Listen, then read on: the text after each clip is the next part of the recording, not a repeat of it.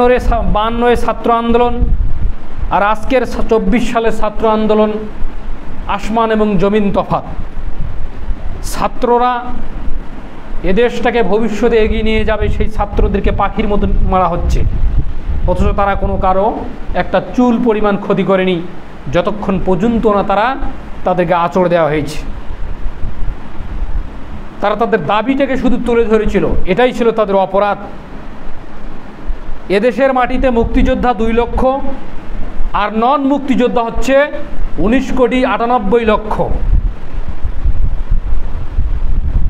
তাহলে প্রায় 20 কোটি মানুষ, 2 কোটি মুক্তিযোদ্ধা, 19,98,00,000 মানুষ, সবাই কি আজাকার?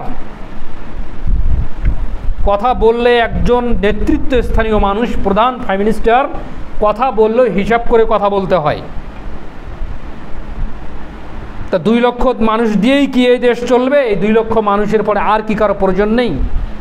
এগুলো আসে, কথার সাপেক্ষে কথা আসে, আসলে তা নয়। মুক্তিযোদ্ধাদেরকে যে আর মানুষ মূল্যায়ন করে না, বিষয়টা কিন্তু এমন নয়।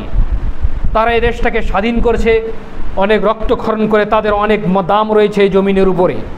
তাই বলি বিষয়টা এমন নয় যে তাদের মর্যাদা বা তাদের মৃত্যুর তিরোধানের পরেও, তাদের মৃত্যুর পরেও তাদের যারা ছেলে সন্তান রয়েছে, তাদের নাতিপুতি খেতা যত আছে, সবগুলোকে এমনভাবে হাইলাইট, এমনভাবে দাম দিতে হবে যে আর বাংলাদেশে আর যে মেধাবী ছাত্ররা রয়েছে তাদেরকে পায়ের সঙ্গে মিশিয়ে দিয়ে তাদেরকে খবর রাখা যাবে না। বিষয়টা তো তা নয়। তাহলে দেশে লেখাপড়া করে কী লাভ? মূর্খ থেকেই তো ভালো, কৃষকের কাজ করাই তো ভালো, ভ্যান চালাই তো ভালো আছে।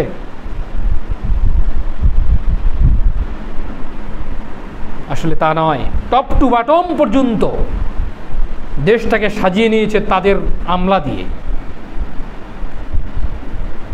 করে। আজ ন্যায়টাকে অন্যায় বলছে, আর অন্যায়টাকে তারা ন্যায় বলেই সমাজে চালাচ্ছে। খারাপ লাগলেও কিছু করার নেই, ভালো লাগলেও কিছু করার নেই। পৃথিবীর ইতিহাসে বাংলাদেশে এক ব্যতিক্রম দেশ, যেখানে শান্তিরক্ষা বাহিনীর আতঙ্কে থাকে আমজনতা। কথা বুঝতে পারছেন? আর পৃথিবীতে যত দেশ রয়েছে সবগুলোই দেশেই দেখবেন আমজনতা শান্তিরক্ষা বাহিনীর দিকে চেয়ে থাকে এবং তারাও তাদেরকে প্রোটেক্ট দেয়।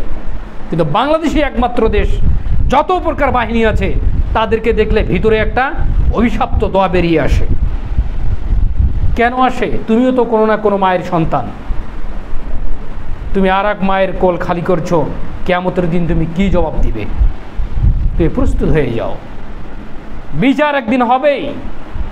মৃত্যু যেমন সুনিশ্চিত, আল্লাহর কাঠগড়ায় বিচারও সুনিশ্চিত, এটা মনে রাখতে হবে। অতএব এইভাবে জুলুম করে পার পাবেন না। ইহকালে হয়তো পার পেতে পারেন, কিন্তু আল্লাহর কাঠগড়ায় আপনি কি করে পার হবেন?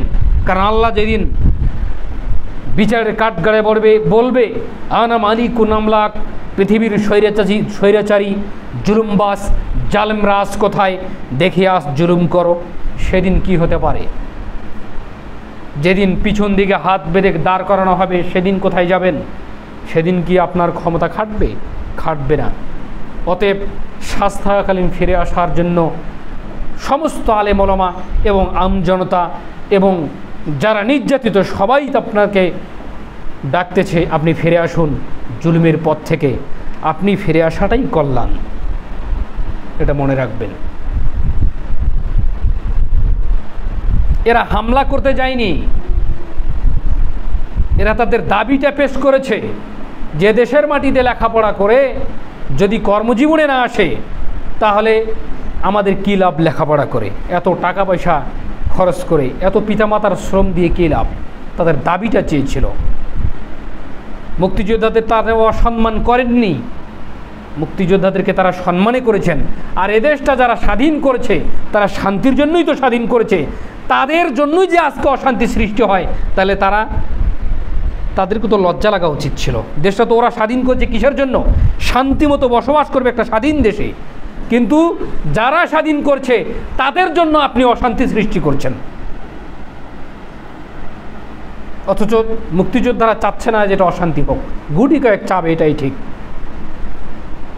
কিন্তু যারা বড় বড় র্যাঙ্কিংয়ে রয়েছে তারাও তো এই কোঠার বিরুদ্ধে কথা বলতেছে যে মেধাদেরকে মূল্যায়ন করা হোক, মেধা ছাড়া এই দেশ তো অচল হয়ে যাবে।